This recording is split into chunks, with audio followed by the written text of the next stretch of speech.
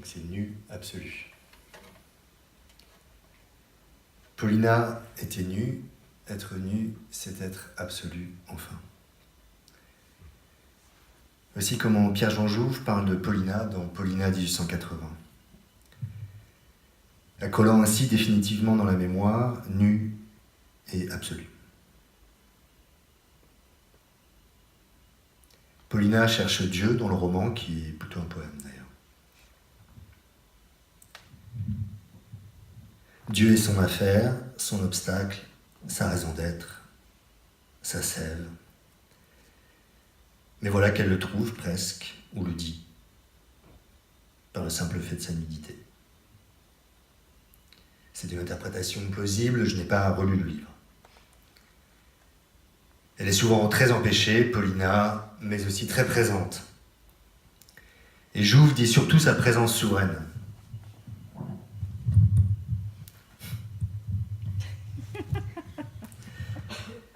C'est de sa puissance dont je me souviens, pas du corsetage catholique des corps, pas de l'étouffement, pas du dressage abominable qui se déploie aussi dans ces pages. Dans mon souvenir, Paulina est nue et elle triomphe.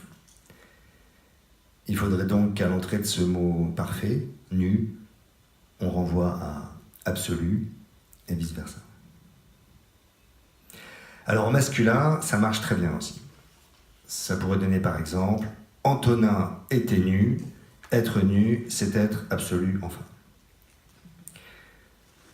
Guillaume Dustan aurait pu écrire un Antonin 1998, car chez lui aussi on est nu et absolu. Les sexes surgissent, on s'encule et se suce superbement. Quoique c'est indéniable sur un mode assez différent de celui de Pierre-Jean Jouve.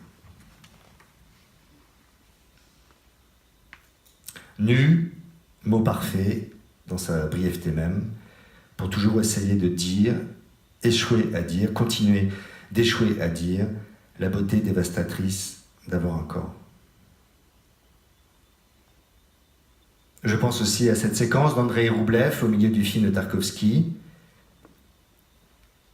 C'est une fête païenne, la Koupala, dans la Russie du début du XVIe siècle.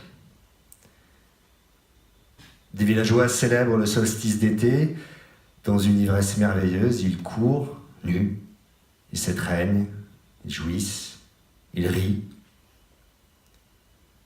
Ils boivent jusqu'au matin avant d'être massacrés à l'eau par des soldats venus exterminer jusque dans les confins des campagnes tout ce qui pourrait contester l'orthodoxie.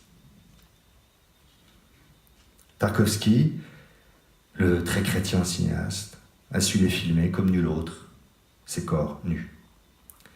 Ils ont été absolus, eux aussi, le temps d'une nuit.